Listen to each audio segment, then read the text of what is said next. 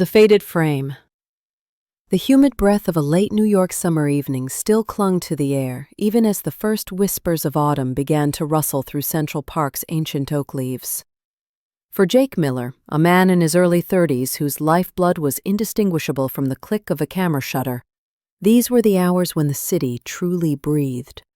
Not the frantic gasp of rush hour, but the slow, deliberate exhale of twilight, painting the glass canyons of Manhattan in hues of bruised purple and molten gold. Jake lived and breathed photography. His cramped, sun-drenched apartment in a pre-war building in the West Village was less a home and more a shrine to his craft. Every surface was cluttered with lenses, tripods, stacks of photo paper, and dog-eared copies of Aperture magazine. The air hummed with the quiet whir of his digital darkroom, a powerful PC he'd painstakingly built himself, and the faint chemical scent of developing solutions that still lingered from the days when he'd first started with film. He wasn't chasing commercial gigs, not anymore. His passion lay in capturing the raw, often overlooked beauty of urban life, the fleeting moments that told a story without words. His Instagram, Jake's Lens, was a curated gallery of these stolen glimpses. A homeless man's dignified gaze, the joyous chaos of a street fair, the intricate dance of light and shadow on a forgotten alleyway. Tonight, however, his focus was narrower, more intense. His desk was buried under prints from his latest project, Echoes of the City, a series he believed was his most ambitious yet. It wasn't just a collection of pretty pictures. It was a deeply personal narrative, a visual poem exploring the transient nature of memory and belonging in an ever-changing metropolis. Each photograph was carefully composed, layer upon layer of meaning woven into its frame. There was the shot of an old woman, her face a roadmap of resilience, gazing out from a tenement window, framed by peeling paint and the reflection of a newly erected skyscraper. Another depicted a child's forgotten toy, half buried in the cracked pavement of a playground, bathed in the melancholic glow of a street lamp. These weren't just images. They were fragments of his soul, pieces of his own journey through a city that could be both brutal and a crucible where dreams were forged or shattered. And among the myriad contenders, one name always loomed large in his mind: Ethan Thorne. Ethan. The name was a familiar ache, a complex tapestry of friendship and rivalry. They'd met years ago, both fresh-faced photography students at NYU, sharing a common ambition and an uncommon bond. Ethan was charismatic, effortlessly charming, with a knack for self-promotion that Jake, the more introverted of the two, quietly admired and sometimes resented. While Jake delved into the nuanced art of street photography, Ethan gravitated towards commercial work, swiftly making a name for himself in advertising and fashion.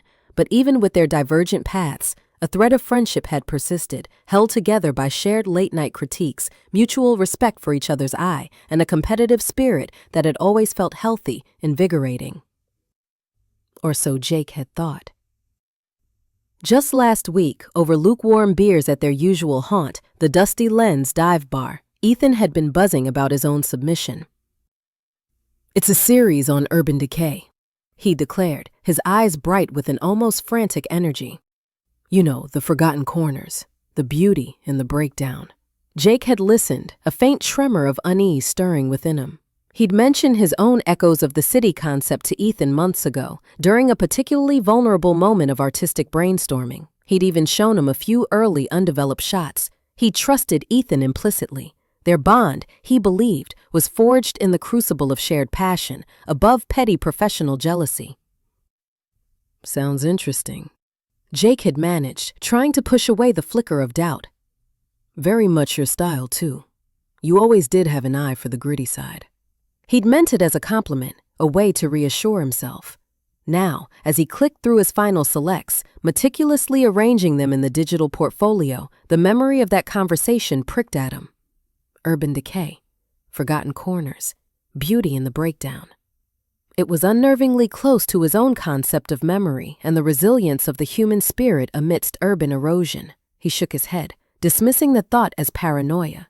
Ethan was a friend, a competitor, yes, but never a betrayer. He knew Ethan had a unique eye, even if it sometimes leaned a little too heavily on trend. Fatigue. It was a premonition, a cold whisper of doubt that refused to be silenced. He tried to ignore it, to focus on the task at hand, the meticulous preparation that demanded his full attention.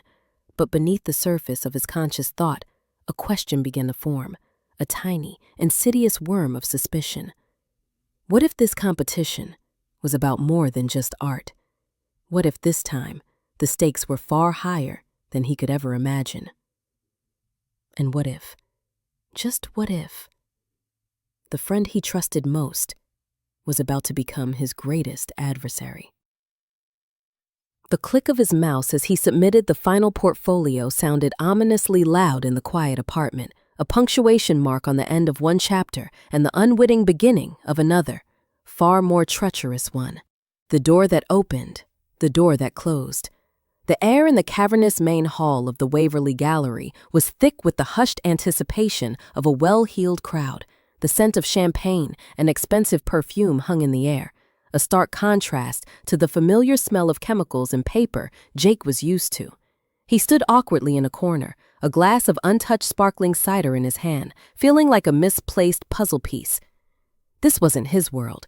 His world was the grainy, unfiltered truth of the city's back alleys, not the polished gleam of a New York art institution. He scanned the room, a nervous energy building in his stomach. The gallery was filled with the city's artistic elite, critics with their condescending stares, collectors with their calculating eyes, and the smattering of fellow photographers, some he knew, others he'd only seen on social media. They were all here for the same reason, to witness the announcement of the Metropolitan Eye Photography competition winner. Suddenly, a voice cut through the murmur of the crowd. "Jake, there you are, man! Thought you bailed on me!" Ethan Thorne, radiant in a tailored black suit, clapped him on the shoulder. Unlike Jake, Ethan seemed perfectly at home, a natural star in the spotlight. He was talking animatedly to a group of people, effortlessly charming them with a mix of witty remarks and self-deprecating humor. He flashed Jake a blinding smile, a little too perfect, a little too rehearsed. "Wouldn't miss it," Jake replied, forcing a smile. He tried to ignore the subtle clench in his gut. "Is Ethan Thorne!" A burst of applause erupted. Flashbulbs went off like a summer thunderstorm. Jake's world tilted on its axis. He felt a sharp, disorienting disconnect, as if he was watching a movie and the sound had suddenly cut out. He saw Ethan walk to the stage, a triumphant grin on his face. He saw the director hand him the award. He saw the flashes, but he heard nothing.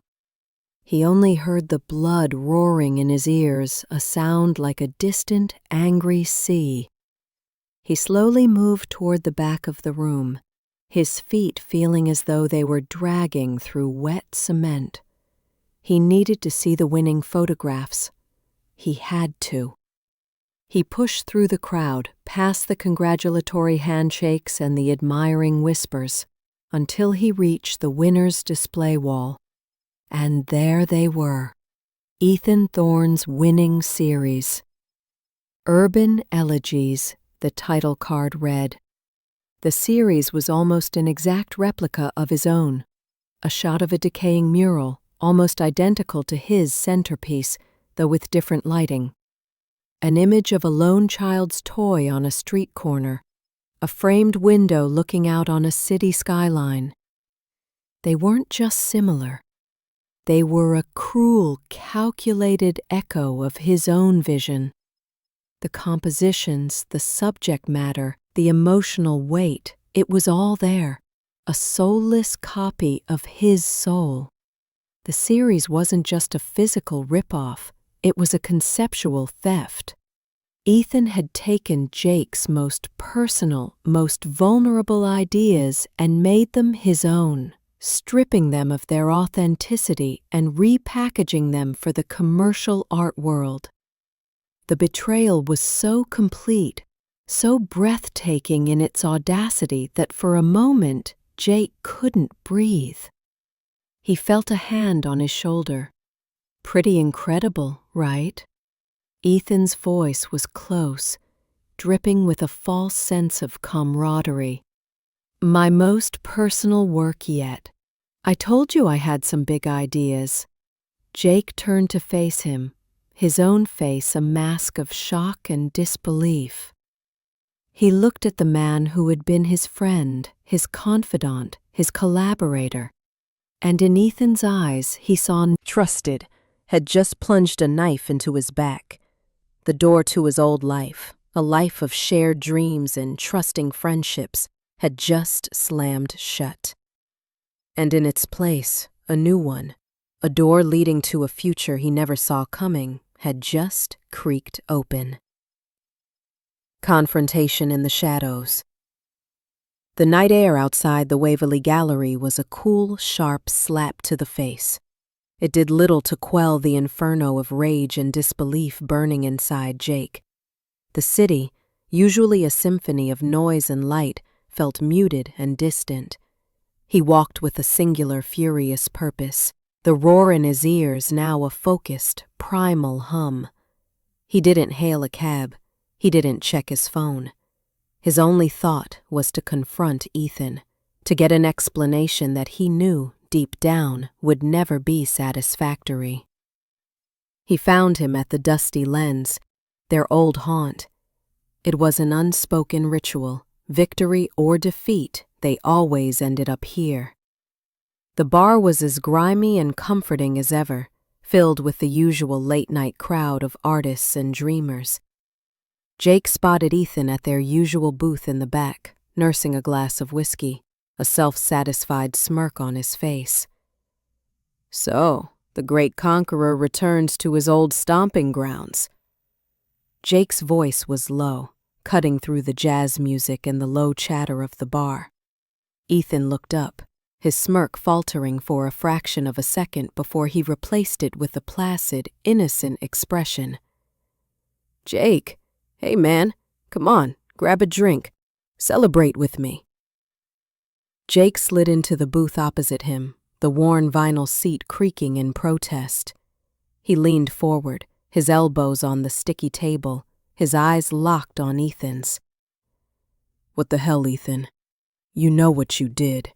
You stole my work." Ethan sighed, a performance of weary patience. "We've been over this. It wasn't stealing, it was inspiration. We're artists, Jake. We're all drawing from the same well." "Don't give me that bullshit," Jake hissed. "The mural, the kid's toy, the old woman in the window, that was my vision, my story. I showed you the preliminary shot on Instagram and a stack of prints no one will ever see. The world doesn't reward the tortured artist, Jake. It rewards the smart one, the one who knows how to play the game." "This isn't a game," Jake retorted, his hands clenching into fists on the table. "It absolutely is, and you just lost. So you can either sit here and whine about it, or you can go back to your little apartment and, what? Take pictures of more lonely old ladies? Pathetic." The venom in Ethan's voice was a revelation. It wasn't just about winning the competition. It was about something far deeper, an ingrained jealousy that Jake had never seen before, a resentment for Jake's pure, uncommercialized passion. "Get out of my face, Jake," Ethan said, his voice dropping to a low, dangerous whisper. "You want to talk about stealing? I can talk about a lot of things. I have a lot of friends in this city, a lot of connections. It would be a real shame if your little art career, what's left of it, suddenly dried up completely, wouldn't it?" The threat was clear, and it hung in the air like a cloud of poison. Ethan wasn't just a thief, he was a bully. He would use his influence, his network, his callous disregard for others to ensure Jake could never rise again. Jake stared at him, his face a mask of cold fury. The rage had cooled, leaving behind a hard, crystalline resolve. Ethan had not only stolen his work and his opportunity, but he had shattered the last vestiges of their friendship. There was no going back, no compromise. This wasn't just a rivalry anymore, it was a war. Without another word, Jake got up and walked out of the bar, leaving a shocked and silent Ethan to his false victory. He didn't feel defeated. He felt focused. Ethan had made his move. Now it was his turn. And this time, he wouldn't be playing by Ethan's rules. He would create a new game. A game where art wasn't a commodity to be stolen, but a weapon to be wielded. The collapse. The streets of the West Village felt like a foreign country. The familiar brownstones and cobblestone woman in the window, her weathered face a monument to resilience, suddenly felt like a lie. The faded mural, a symbol of enduring hope, now seemed pathetic. How could he possibly keep believing in his art when a thief had just profited from it so brazenly? He felt a rage so pure and so potent it made him want to smash everything in sight. He grabbed a framed print from the wall, his hands shaking, ready to hurl it against the brick, but he stopped, his knuckles white. The image was of a lone street musician, his violin case open, a $1 bill lying inside. Jake remembered the day he took that photo, the way the music had lifted his spirit on a dreary afternoon. He couldn't destroy it. It was a part of him. Instead, he went to his computer, the very machine that held all his work. He opened the file for his Echoes of the City portfolio. The images looked different now. They were stained, corrupted by Ethan's betrayal. They weren't his anymore. He found himself hitting the delete key, and then another, and another. The images vanished, one by one, into the digital void. He spent the next few days in a haze of self-destruction. He ignored phone calls from friends who had heard the news and wanted to offer their sympathy that felt like a painful reminder of his public failure. He canceled the one commercial gig he still had, unable to bring himself to pick up a camera for someone else's vision. He ate cold leftovers straight from the container and drank cheap beer, the bitter taste a perfect reflection of his mood. He stopped taking his camera with him on his walks, leaving it behind like a useless appendage. He saw moments that would have, in the past, made his heart sing. A couple laughing on a park bench, a child chasing pigeons, the way the late afternoon sun slanted through a narrow alley. But he felt nothing. The artist in him, the person who saw stories in every shadow and every smile, was gone. One afternoon, he found himself staring into a mirror. His eyes were hollow, his face unshaven, a stranger looking back at him. It wasn't just his career. It was a week after the awards ceremony, and Jake had barely left his apartment, a self-imposed prison of shattered dreams. He sat on the floor, the last of his whiskey bottle empty, staring at the blank screen of his computer. The emptiness of the digital folders where his masterpiece had once lived was a physical ache. He had destroyed his own work, a final, desperate act of a man who saw no hope. But in the quiet, suffocating stillness, a tiny ember of defiance began to glow. It wasn't the fiery rage that had consumed him before. This was something colder, more patient. The despair that had pushed him to the brink had also stripped him of all fear. When you have nothing left to lose, you are truly free.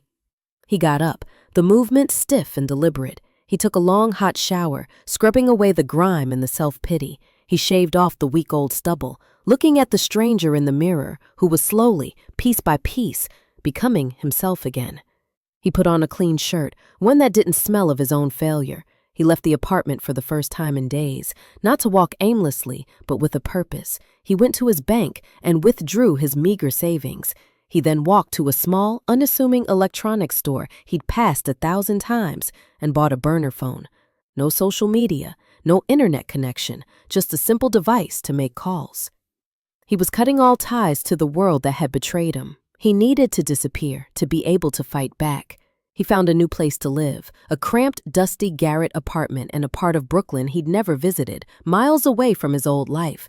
The building was old, its brick walls stained with soot, the fire escape a rusted skeleton. It was nothing like his West Village apartment. It was a blank canvas, a place for him to rebuild, away from the prying eyes of the art world that had cast him out. He carried a single duffel bag filled with clothes and his most important possession, his camera. He hadn't touched it since that night. Now he took it out, the cold metal feeling foreign in his hands. He ran his thumb over the lens, the very lens that had captured the images Ethan had stolen. He didn't feel a pang of sadness or regret. He felt a different kind of connection, a bond of vengeance. He sat on the floor of his new empty apartment, the sounds of a distant train his only company. He didn't his own terms, in the shadows, using the very art that had been stolen from him. He was no longer just a photographer. He was a storyteller with a camera, and the story he was about to tell wasn't about the beauty of the city. It was about the ugliness that lay beneath its polished surface. The story was about a liar, a thief, and the slow, inevitable public collapse of a fake. And this time, he wouldn't just tell a story, he would frame it. He would make it undeniable. He would use his art to dismantle his enemy, one calculated public exposure at a time. This was his new beginning, a beginning forged in the dark. The accusatory works. The garret apartment in Brooklyn became Jake's new fortress, a sanctuary of shadows and cold, calculated purpose. He'd disconnected from the digital world that had so publicly broadcast his failure, but he hadn't given up on his art. In fact, he was more prolific than ever, but his new work wasn't for sale. It was for war. He spent his days and nights moving through the city with a quiet, ghost-like focus, his camera no longer a tool of passion, but a weapon of revenge. He wasn't looking for beauty. He was looking for echoes of Ethan's stolen art, ready to turn them into something venomous. His first target was the mural.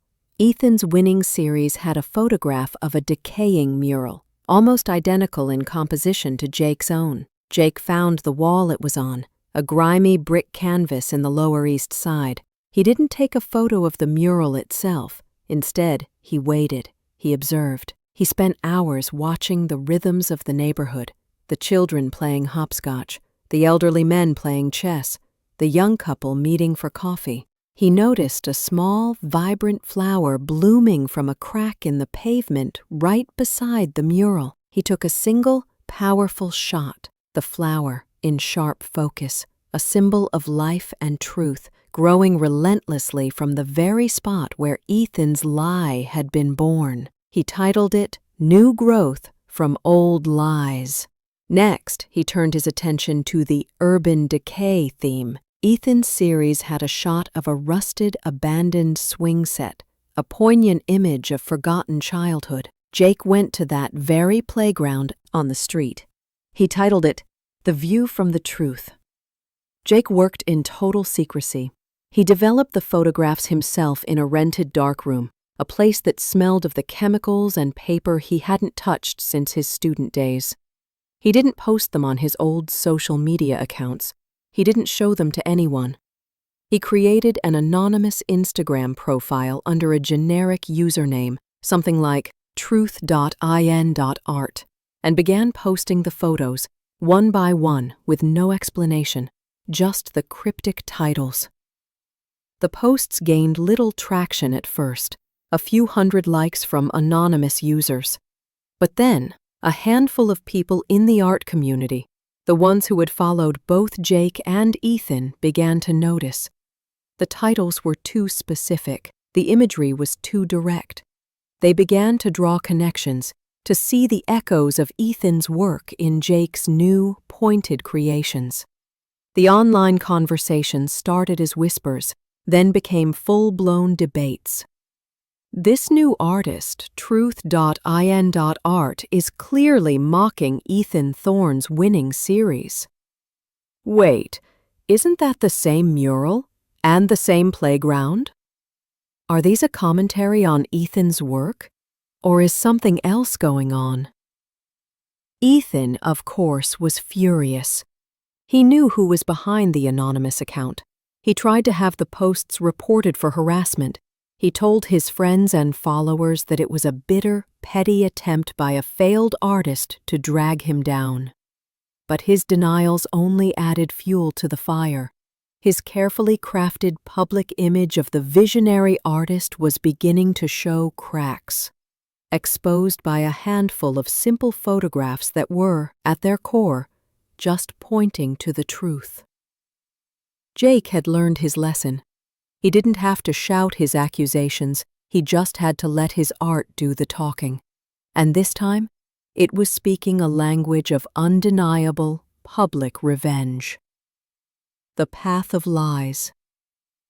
Ethan Thorne's perfectly curated world began to unravel, one carefully placed photograph at a time.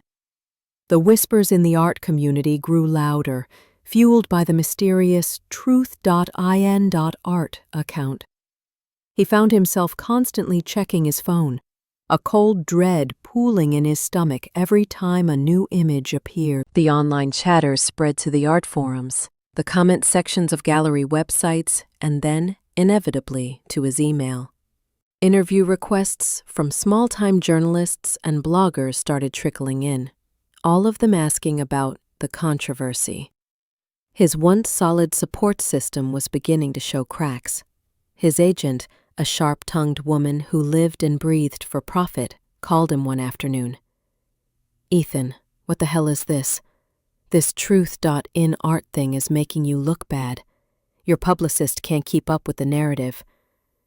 "It's nothing," Ethan insisted, his voice tight. "Just a sore loser. It'll blow over." "It won't," she snapped back. "Not with those photos. The compositions, the titles, it's too on the nose. It's making people think. And in this business, thinking is bad for business. You need to do something, or I can't guarantee your future." Driven by a desperate need to reclaim control, Ethan made his gravest mistake. He decided to fight back.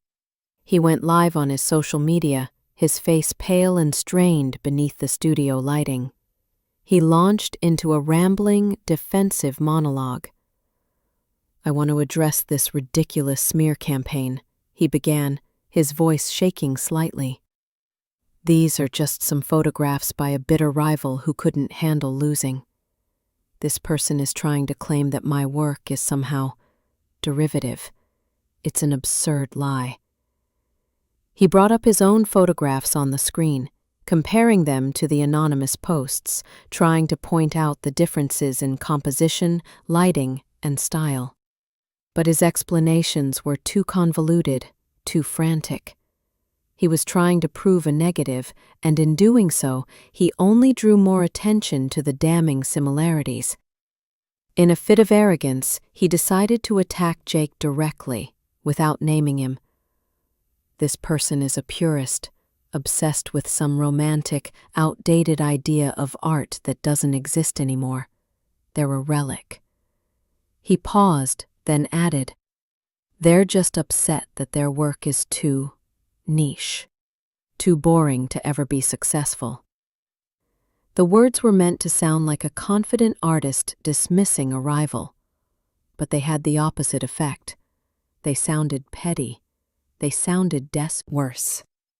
Every defensive livestream, every angry tweet, every phone call to his agent felt like he was digging his own grave with a spoon. He sat in his lavish, minimalist studio, the very space he had shown off to magazines, and stared at his reflection in a massive, floor-to-ceiling window. The man he saw was a stranger. His eyes were bloodshot from lack of sleep, his jaw was constantly clenched, and the confident, effortless smile he had perfected for years had vanished, replaced by a nervous twitch. He looked like a cornered animal. The worst part was the way people looked at him now. At gallery openings and industry events, the admiring glances had been replaced by furtive stares and hushed conversations. He'd walk into a room and the buzzing chatter would die down, only to resume the moment he passed by. The polite smiles were gone, replaced by a cold, judgmental distance. His reputation, once built on the shaky foundation of a lie, was crumbling. His phone buzzed with an email. It was from a major art publication, the one that had just run a glowing profile on him. The subject line was chillingly simple. Cancellation of feature. The body of the email was brief and clinical, citing a review of new information and concerns about the integrity of the work. Ethan felt the air rush out of his lungs. This wasn't just online trolling anymore. This was a direct, devastating hit to his career. He threw his phone across the room, watching it shatter against the pristine white wall. The sharp, frantic crack of the screen was a perfect echo of his own mind. He stood, breathing heavily, and walked over to his framed winning series, Urban Elegies, hanging proudly in his studio. They no longer looked like his work. They looked like stolen goods. He saw the photo of the mural. He remembered Jake showing him the early shot, the way he had talked about the art being the soul of the city. He had dismissed it as sentimental nonsense, a naive perspective that would never make it in the cutthroat world of commercial art. So he took the idea, sanitized it, and sold it. Now, the image of the blooming, distorted image of his face. He was no longer a visionary artist. He was a fraud. And the world was finally starting to see it. The most painful realization of all was that Jake wasn't just his adversary. He was a reflection of the artist Ethan could have been, a man of integrity and truth. And that, more than any professional failure, was the most bitter and final defeat. The secret exhibition. The online war had been won. The relentless whispers and damning photos had done their job, leaving Ethan Thorne's reputation in tatters. But for Jake, this wasn't enough. It was a victory, but it was a quiet one, fought in the anonymity of the internet. The final act needed to be public. It needed to be undeniable. He wanted to look his enemy in the eye as the final curtain fell. He began the preparations in secret, moving with the quiet precision of a man on a mission. He liquidated the rest of his savings, a bold all-or-nothing gamble. He found a small, derelict warehouse in an industrial part of Queens, a place so far off the grid it felt like it existed in another dimension. It was nothing like the pristine white walls of the Waverly Gallery.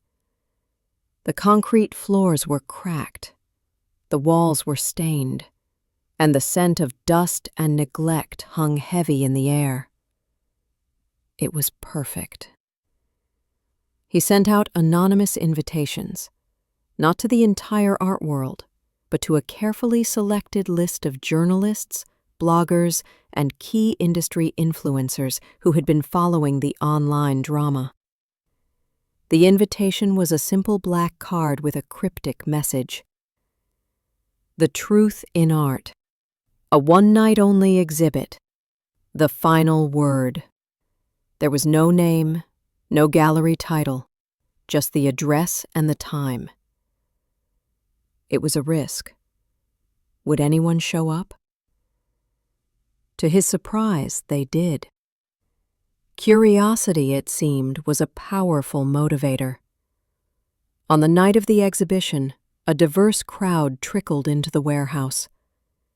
There were the skeptical critics, the gossipy bloggers, and a few of his old artist friends who, confused and make it in this industry. He paused, his gaze sweeping over the crowd. But art isn't about fame. It isn't about money. It's about truth. And tonight, I'm here to show you a piece of art that's been a long time coming. He hit a button on the remote, and the black cloth fell to the floor with a soft thud, revealing the screen. The screen was blank for a moment, and a palpable tension filled the room. The crowd leaned forward, every eye fixed on the empty screen. This was it, the final word, the truth revealed. A low hum filled the room as the screen flickered to life. It wasn't a static image, but a video shot with a handheld camera. The footage was shaky, grainy, and deliberately raw. The first scene showed the Waverly Gallery, a bustling, celebratory place on the night of the competition. The camera panned over the smiling faces of the critics, the confident expressions of the collectors, and then a slow zoom on Ethan Thorne, holding his award, his face a mask of triumphant joy. A new voice, a narrator's, cold and dispassionate, spoke over the video. It was Jake's voice, stripped of all emotion, a stark contrast to the celebratory footage. This is the moment he won, the moment he was celebrated for his vision. But it wasn't his vision at all. The video cut to a quick, jarring sequence. First, a shot of the mural in Ethan's award-winning series, Urban Elegies. Then, a sudden cut to Jake's own original photograph of the same mural, which he had so painstakingly deleted from his hard drive. Next, a side-by-side comparison, highlighting the similarities in composition and lighting. The next sequence showed Ethan's photograph of the rusted swing set, followed by Jake's original shot of the same playground filled with children. The juxtaposition was brutally effective. The narrator continued, "He took the symbols of my art and stripped them of their human context, their joy and their hope. He made them cynical. He made them his." The crowd in the warehouse was silent now. The initial skepticism had given way to a captivated, horrified fascination. They were no longer just— The silence in the warehouse was deafening, broken only by the quiet hum of the projector. The black screen was now filled with a single white text on a black background. The view from the truth. Jake stepped forward, blinking in the harsh light. Ethan Thorne didn't win a competition. He committed a fraud. He took a piece of art that was meant to be a conversation and turned it into a commodity. He used his influence to try to silence me, but he forgot one thing. Art always finds a way to speak the truth. The room erupted. Journalists pulled out their phones, snapping photos of the screen. Critics began to talk in hushed, angry tones. Jake's old friends looked on, their faces a mixture of shock and vindication. The betrayal, once a private, gut-wrenching pain, was now public. Ethan's entire career, his carefully constructed reputation, and his fraudulent victory were exposed for the world to see. Not by Jake's words, but by his truth. The final collapse. The video went viral before the night was over. Jake's anonymous exhibition was the bombshell that rocked the New York art world and beyond. The footage, shaky and raw, with the undeniable audio of Ethan's confession, was a journalist's dream. News outlets, once so eager to praise Ethan Thorne's genius, now scrambled to cover his spectacular fall from grace. The phone calls started almost immediately for Ethan, not from friends or colleagues, but from his publicist, his agent, and the director of the Waverly Gallery, all of them furious and demanding an explanation. His once glowing Instagram profile was a battlefield. The celebratory comments were replaced by a torrent of angry, disgusted messages. He was called a fraud, a thief, and a liar. The comments from his former fans were the most painful, filled with a sense of personal betrayal. The next morning, Ethan arrived at his studio to find a note taped to the door. It was from his landlord, a notice of eviction. The Waverly Gallery had announced the cancellation of his solo show and was already in the process of replacing his fraudulent series with work from another artist. The magazine that had planned to feature him had published an article titled, "To certain allegations. We've been contacted by our legal department." He left the bank in a daze, the financial collapse now just as real as the social one. He walked the streets of Manhattan, the city that had always felt like his playground.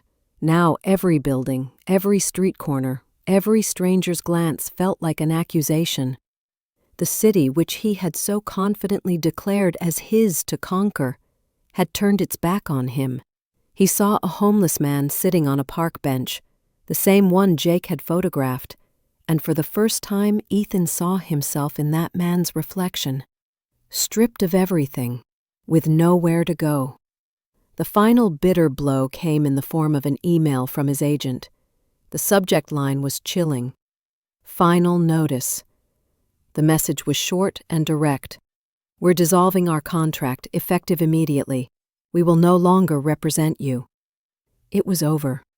The career he had built on a foundation of lies and theft had been dismantled, piece by piece, by the one man he had tried to destroy. The truth in the end was a far more powerful weapon than any lie. Ethan Thorne, once the celebrated visionary, was now nothing. Just an enemy in the mirror. A city air, once a source of suffocating grief, now felt crisp and clean, carrying the scent of possibility. Jake sat on a bench in Central Park, his camera resting on his lap. He watched as a young couple shared a picnic, their laughter carried on the wind. For the first time in what felt like a lifetime, he didn't feel the need to capture the moment. He simply let it be, observing it with a sense of peace he hadn't known since before the betrayal. The solo exhibition at the warehouse had been a one-night spectacle, but its impact had been permanent. The art world, once so cold and dismissive, was now knocking on his door. Galleries were calling. Critics were writing glowing articles about his uncompromising vision, and his anonymous Truth.in art account had a loyal following that celebrated his authenticity. He had, ironically, achieved the very fame he had never sought, not through ambition, but through a brutal, painful fight for integrity. A message had learned that art was more than just a camera and a vision. It was a weapon, a tool for justice, a way to hold a mirror to the world's ugliest truths. The photographs he had taken in his new life, the ones that had exposed Ethan's lies, were not just images. They were evidence. They were a testament to the fact that even in a world built on artifice, the truth could still prevail. He picked up his camera, feeling the familiar weight in his hands, no longer as a weapon, but as an extension of himself. The fear was gone. The need for vengeance was gone. He was free. He looked up at the sun, a new day dawning over the city that had nearly broken him. He was ready to create again, not to settle a score, but to tell a story. A story about a new beginning,